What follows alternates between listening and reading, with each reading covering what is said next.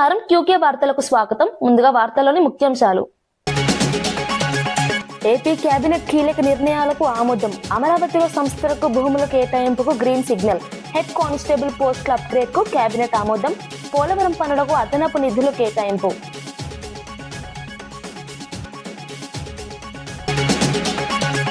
మూసీ ప్రాజెక్టుకు డిపిఆర్ ఉందా అని ప్రశ్నించిన హరీష్ రావు. డిపిఆర్ లేకుండానే ఇళ్ల కూల్చివేతలపై హరీష్ విమర్శ. మూసీ ప్రాజెక్టుపై ప్రభుత్వం స్పష్టత ఇవ్వాలన్న హరీష్, పేదలకు నోటీసులు ఇవ్వడం సరికాదన్న మాజీ మంత్రి.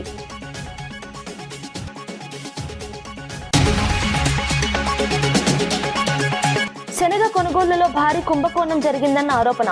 రైతులను దోచుకుంటున్నారని ఎమ్మెల్యేపై వైఎస్ఆర్సీపీ శివప్రసాద్ రెడ్డి ఆరోపణ. మార్కెట్ యార్డులో లంచం లేక కొనుగోలు లేవన్న విమర్శ. శనగ కొనుగోలు అవినీతిపై మార్కెట్ యార్డు ముట్టడికి హెచ్చరిక.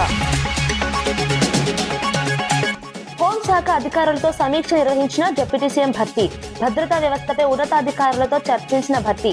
ప్రీ బడ్జెట్ సమావేశంలో హోంశాఖ పనితీరుపై సమీక్ష.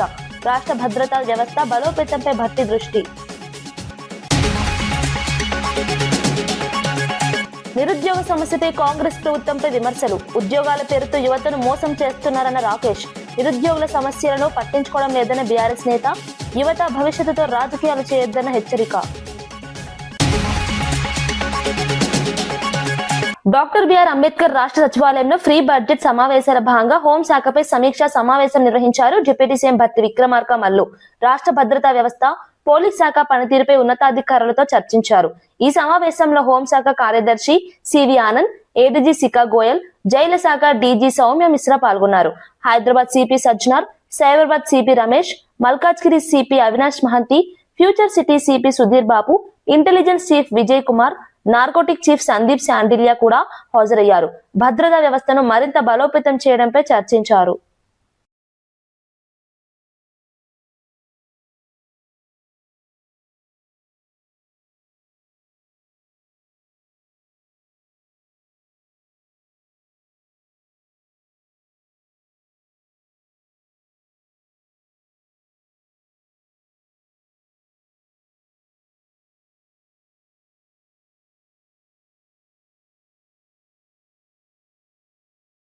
మంగళ్య షాపింగ్ మాల్ నమ్మకానికి మారుపేరుగా నిలుస్తుందని మంత్రి పొంగులేటి శ్రీనివాస్ రెడ్డి అన్నారు.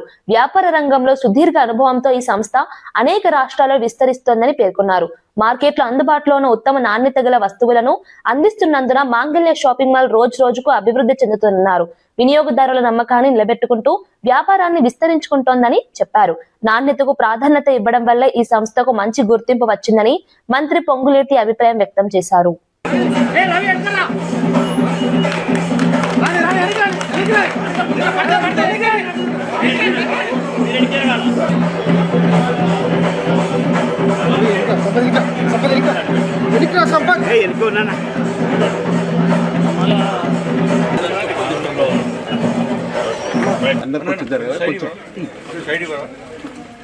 అన్న కొంచెం ముందు పోకూడదు. మన తెలంగాణ రాష్ట్రం, పక్కనున్న ఆంధ్రప్రదేశ్ రాష్ట్రం, తమిళనాడు రాష్ట్రంలో, కర్ణాటక రాష్ట్రాల్లో 3 రాష్ట్రాల్లో 30వ షాపుగా ఇది ఈనాడు మనం ఓపెన్ చేసుకోవడం జరుగుతుంది. రాబోయే కొద్ది రోజుల్లో తమిళనాడులో కూడా ఓపెన్ చేయబోతున్నారు. అంటే ఇంత సుదీర్ఘంగా వ్యాపారంలో ఈ క్లాత్స్ బిజినెస్లో అనుభవం ఉన్న వీరు సరసమైన ధరలకి, బెస్ట్ క్వాలిటీతో, నమ్మకానికి మారుపేరుగా డబ్బులకే ప్రాధాన్యత ఇవ్వటం కాకుండా నమ్మకానికి ప్రాధాన్యత ఇస్తూ ది బెస్ట్ రేట్స్కి మార్కెట్లో అవైలబిలిటీలో ఉన్న ది బెస్ట్ క్వాలిటీ మెటీరియల్ని ఇస్తున్నారు. కాబట్టే ఇది దినదిన అభివృద్ధి జరగడానికి దీంట్లో ఉన్న రహస్యం. ఆంధ్రప్రదేశ్ కేబినెట్ సమావేశం ముగిసి పలు కీలక నిర్ణయాలకు ఆమోదం తెలిపింది. మెకానికల్, ఎలక్ట్రికల్, ప్లంబింగ్ పనుల కోసం 2316 కోట్లకు అనుమతి ఇచ్చారు. 119 కోట్ల వ్యయంతో తెలుగు కల్చరల్ సెంటర్ నిర్మాణానికి కూడా కేబినెట్ ఆమోదం తెలిపింది. అమరావతిలో వివిధ సంస్థలకు భూముల కేటాయింపుపై మంత్రివర్గ ఉపసంఘం చేసిన ప్రతిపాదనలను కూడా ఆమోదించారు. అదేవిధంగా 300 మంది హెడ్ కానిస్టేబుల్ పోస్టులను రిజర్వ్ సబ్ ఇన్స్పెక్టర్ పోస్టులుగా అప్గ్రేడ్ చేయడానికి నిర్ణయం తీసుకున్నారు. పోలవరం ప్రాజెక్టు హెడ్ వర్క్స్ లో అదనపు గ్రానైట్ కొనుగోలు, లైనింగ్ పనులకు 23.47 కోట్ల నిధులు కేటాయించారు.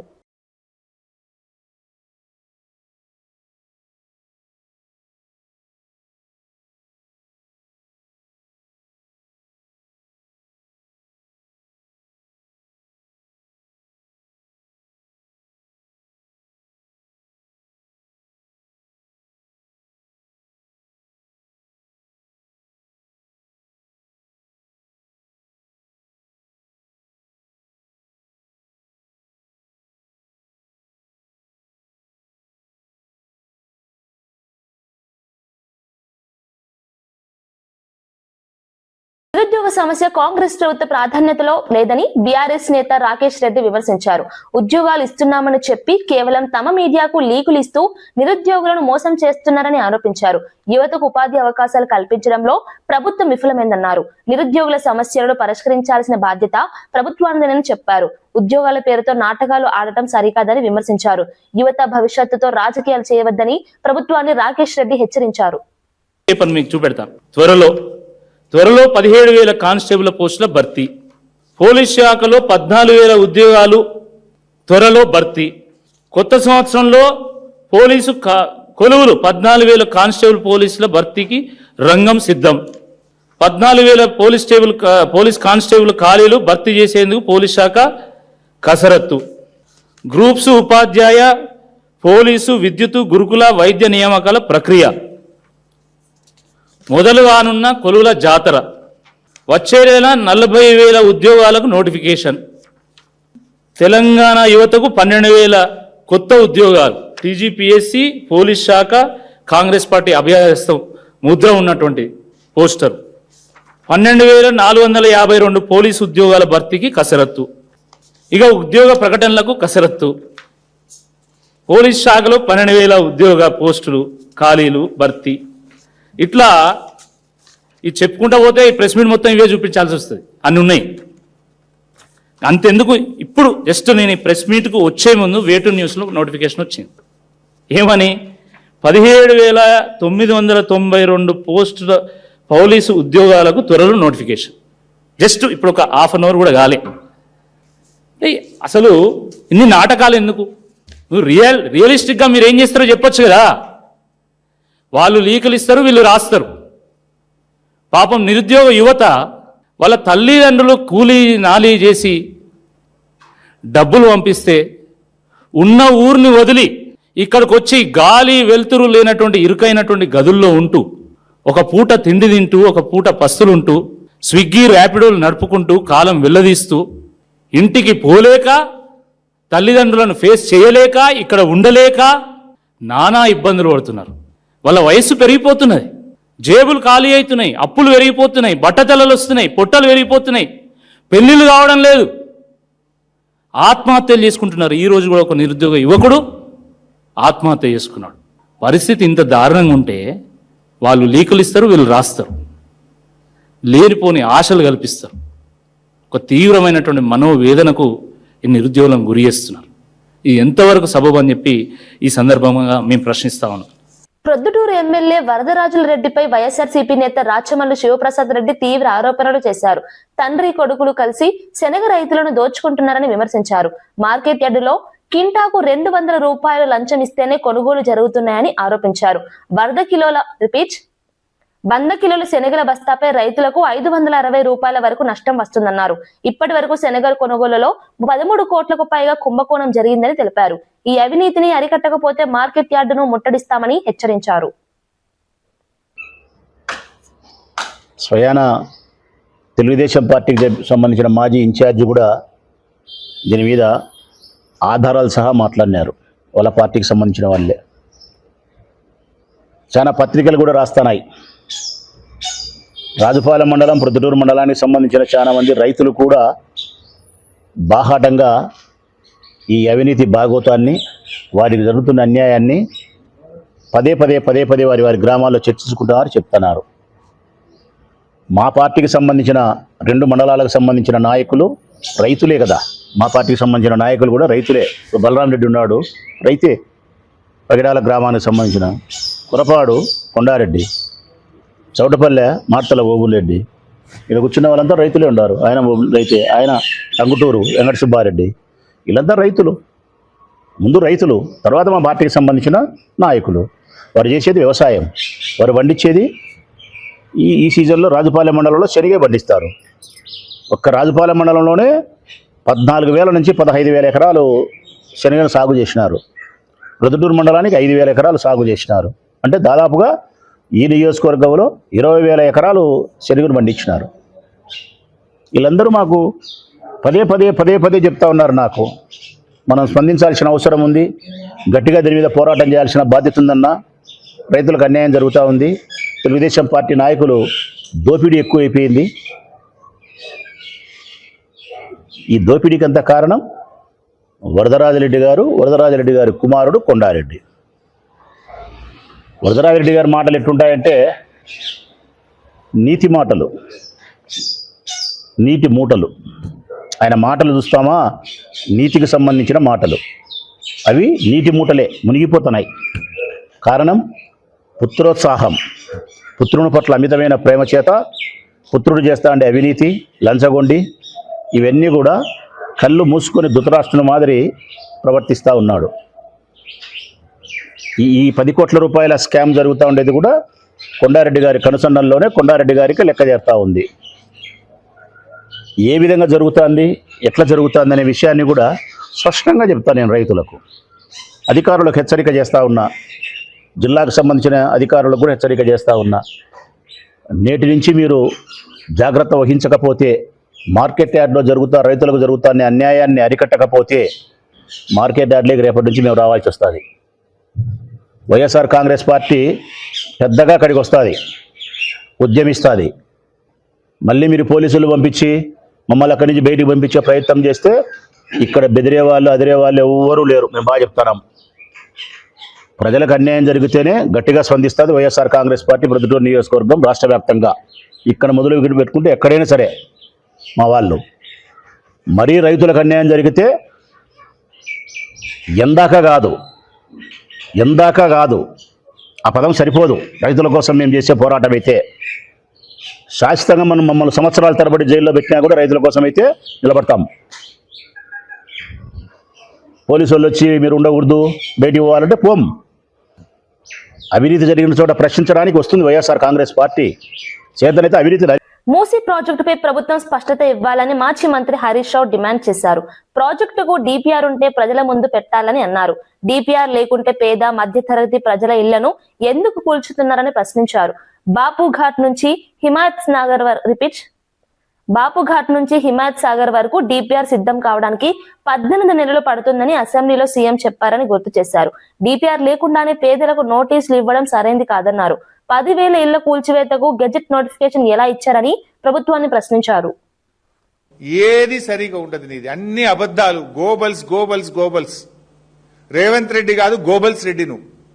నేను ఆధారాలతో సహా చెప్తా, ఉత్త మాటలతో. ఎన్నడన్నా దేవుని మీద ఒట్టు పెట్టి కూడా మాట తప్పినవు నువ్వు.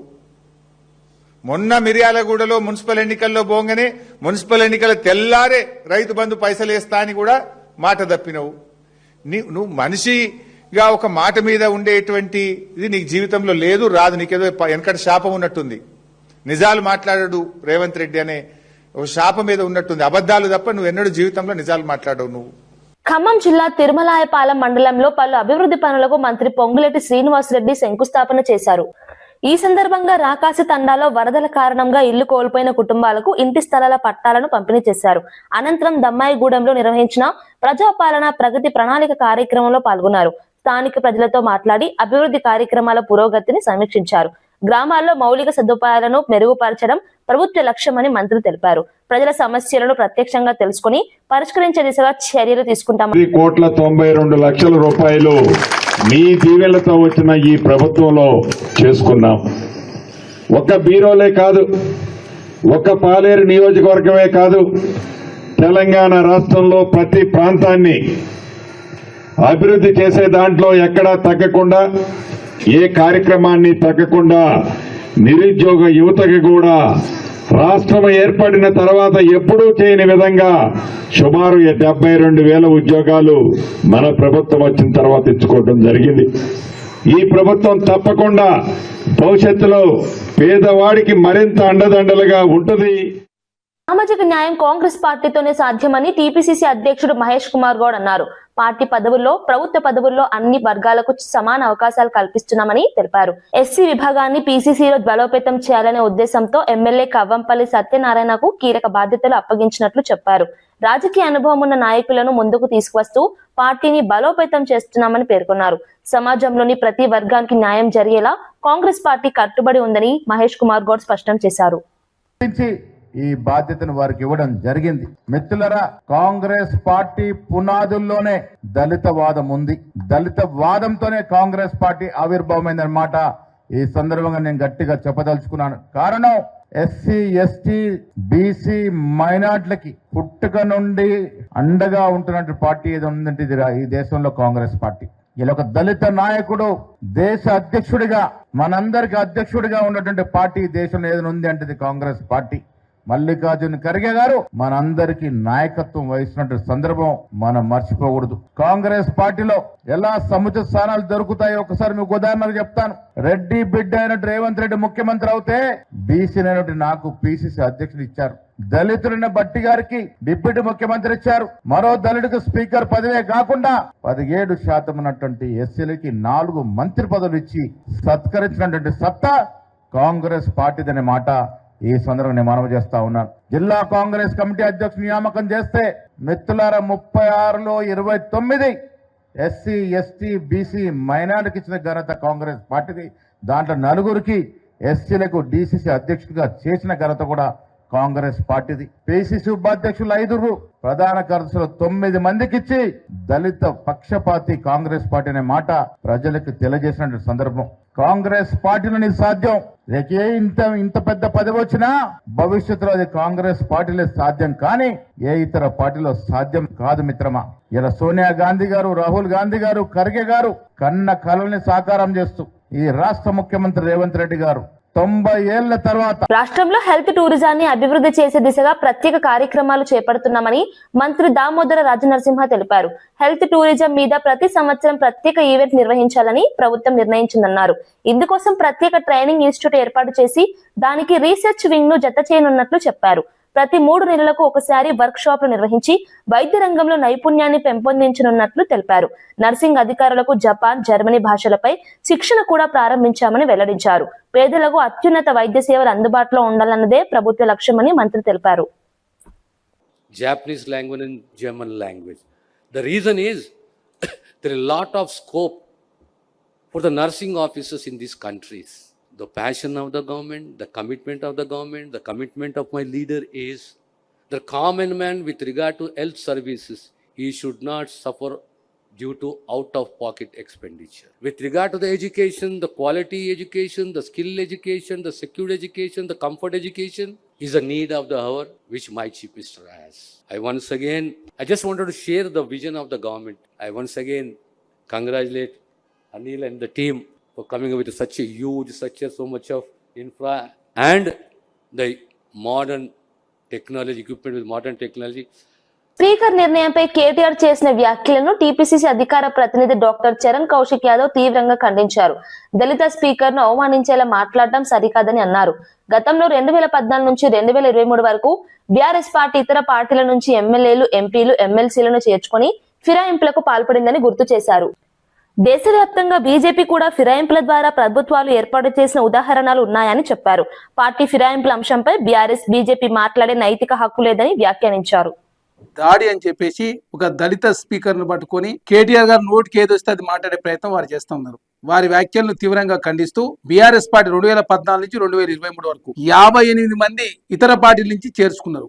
కాంగ్రెస్ పార్టీ నుంచి, టీడీపీ నుంచి, వైఎస్ఆర్సీపీ నుంచి, అదే కాకుండా బీఎస్పీ నుంచి, సిపిఐ పార్టీ నుంచి, ఆల్ ఇండియా ఫార్వర్డ్ బ్లాక్ నుంచి దాదాపు 58 మందిని ఎమ్మెల్యేలని, ఎంపీలని, ఎమ్మెల్సీని జాయిన్ చేసుకొని పార్టీ ఫిరాయింపుల పాల్పడితే బీఆర్ఎస్ పార్టీ 2014లో కావచ్చు, 2018లో కావచ్చు. 2014లో 63 స్థానాలు గెలిచినప్పుడు పార్టీ ఫిరాయింపులకు పాల్పడ్డారు. 2018లో 190 స్థానాలు గెలిచినప్పుడు కూడా పార్టీ ఫిరాయింపులకు పాల్పడి తెలంగాణ రాష్ట్రంలో ప్రజాస్వామ్యం లేకుండా చేసిందే బీఆర్ఎస్ పార్టీ. టీడీఎల్పీ ఆనాడే రాజ్యసభలో మెర్జ్ అయినప్పుడు ఇప్పుడు ఆంధ్ర రాష్ట్రంలో చంద్రబాబు నాయుడు గారు ఎట్లా టీడీపీ నుంచి ముఖ్యమంత్రిగా ఉన్నారు? దానికి సమాధానం బండి సంజయ్ గారు చెప్పాలి. దేశంలో పార్టీ ఫిరాయింపులకు పాల్పడేదే భారతీయ జనతా పార్టీ. ఏకంగా మహారాష్ట్రలో శివసేన, ఎన్సీపీ చీల్చి ఏ విధంగా అధికారంలోకి వచ్చిరో చూశారు. కర్ణాటకలో ఏ విధంగా కాంగ్రెస్ పార్టీ కావచ్చు, అదే కాకుండా జనతాదళ్ సెక్యులర్ ఏ విధంగా చీల్చి అధికారంలోకి వచ్చారు కర్ణాటక ప్రజలు చూశారు. అదే కాకుండా మధ్యప్రదేశ్ లో కాంగ్రెస్ పార్టీని చీల్చి ఏ విధంగా మధ్యప్రదేశ్ లో భారతీయ జనతా పార్టీ అధికారంలోకి వచ్చారో ఆ రాష్ట్ర ప్రజలు కూడా చూశారు. కాబట్టి పార్టీ ఫిరాయింపుల గురించి భారతీయ జనతా పార్టీ అయినా లేదు బీఆర్ఎస్ పార్టీ ఎంత తక్కువ మాట్లాడితే అంత మంచిది. ఈ దేశంలో పార్టీ ఫిరాయింపులు అత్యధికంగా పాల్పడేదే భారతీయ జనతా పార్టీ, తెలంగాణ రాష్ట్రంలో బీఆర్ఎస్ పార్టీ.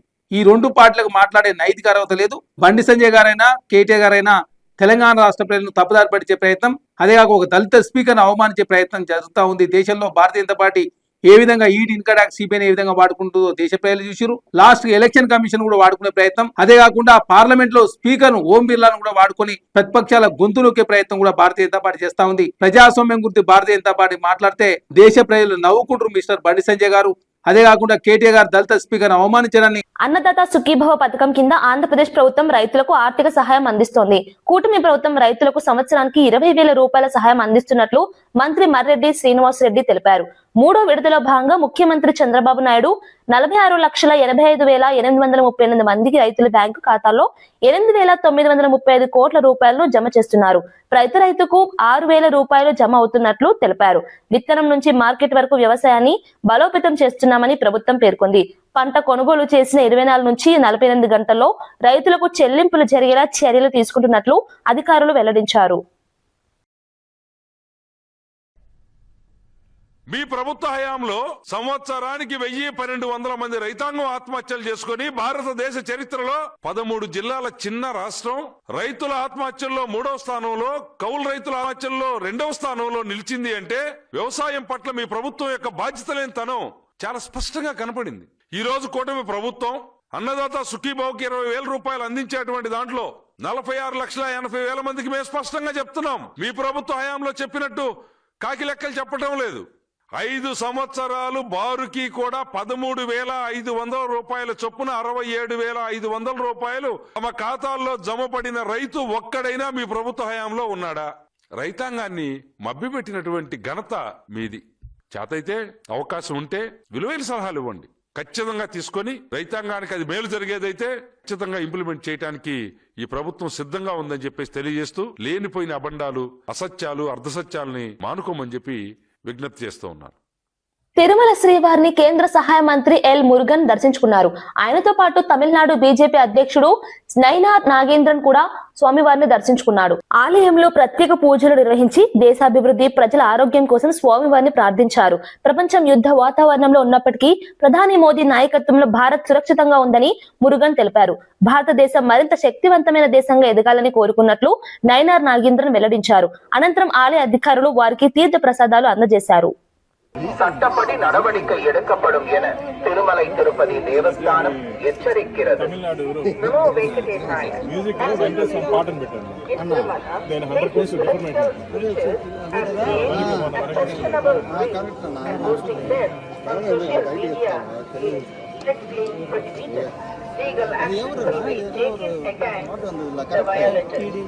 ఓం నమో వెంకటేశాయ.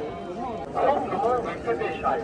भक्तों को सूचना, तिरुमला क्षेत्र में राजनीतिक भाषण देना और आपत्तिजनक रील बनाकर सोशल मीडिया पर पोस्ट करना वर्जित करने वालों के कार्रवाई की जाएगी।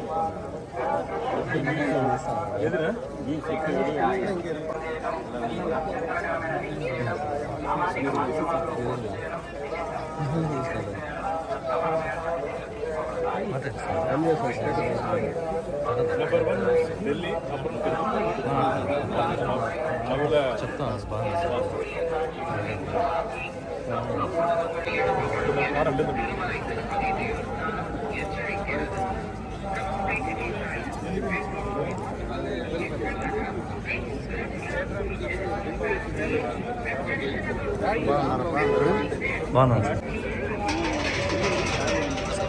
మీకు అందరూ కూడా Today, I came along with my state president and Bhanu Prasad Reddy ji, and we had a darshan and we took Ashirwad and we had a prayer to the Venkatachalamadi Perumal to progressive and wellness and prosperity of the country. Our country is very safe. We are all and also I pray for the everyone. వార్తలు ముగించే ముందు ముఖ్యాంశాలు మరోసారి. AP cabinet కీలక నిర్ణయాలకు ఆమోదం. అమరావతిలో సంస్థలకు భూముల కేటాయింపుకు గ్రీన్ సిగ్నల్. హెడ్ కానిస్టేబుల్ పోస్టుల అప్గ్రేడ్ కు కేబినెట్ ఆమోదం. పోలవరం పనులకు అదనపు నిధులు కేటాయింపు.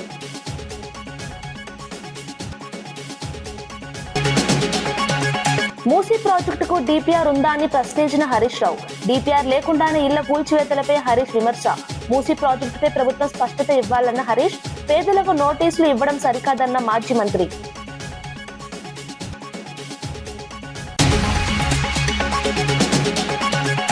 శనగ కొనుగోలులో భారీ కుంభకోణం జరిగిందన్న ఆరోపణ. రైతులను దోచుకుంటున్నారని ఎమ్మెల్యేపై వైఎస్ఆర్సీపీ శివప్రసాద్ రెడ్డి ఆరోపణ. మార్కెట్ యార్డులో లంచం లేక కొనుగోలు లేవన్న విమర్శ. శనగ కొనుగోలు అవినీతిపై మార్కెట్ యార్డు ముట్టడికి హెచ్చరిక. హోంశాఖ అధికారులతో సమీక్ష నిర్వహించిన డిప్యూటీ సీఎం భట్టి. భద్రతా వ్యవస్థపై ఉన్నతాధికారులతో చర్చించిన భట్టి. ఫ్రీ బడ్జెట్ సమావేశంలో హోంశాఖ పనితీరుపై సమీక్ష. రాష్ట్ర భద్రతా వ్యవస్థ బలోపేతంపై భట్టి దృష్టి.